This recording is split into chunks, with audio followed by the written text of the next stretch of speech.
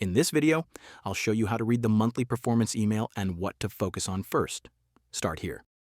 This section tells you whether your data is complete, what's missing, and how accurate the insights will be.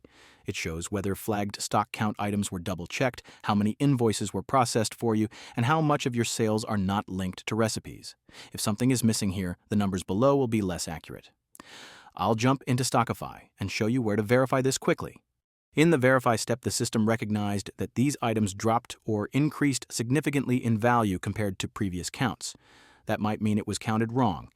Just tick off the checkbox to confirm. Otherwise, modify the count to correct it.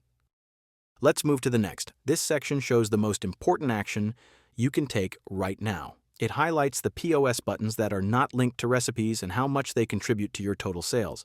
Fixing these gives you immediate improvements in accuracy. I'll show you how to resolve this in under a minute inside Stockify.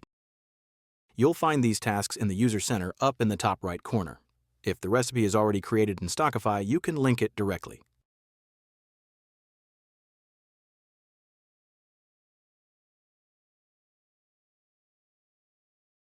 The next section shows your 4 most important numbers from plan to reality. Theoretical cost is the result in a perfect, waste-free world. Planned cost is what you expect once known waste, discounts, and comps are included.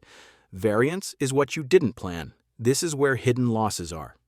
And then, actual cost is what you actually ended up with.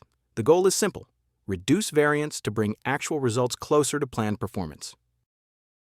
The Supplier Overview section shows where cost pressure is coming from. Here you will see your biggest suppliers, most purchased items, and the largest price increases during the period.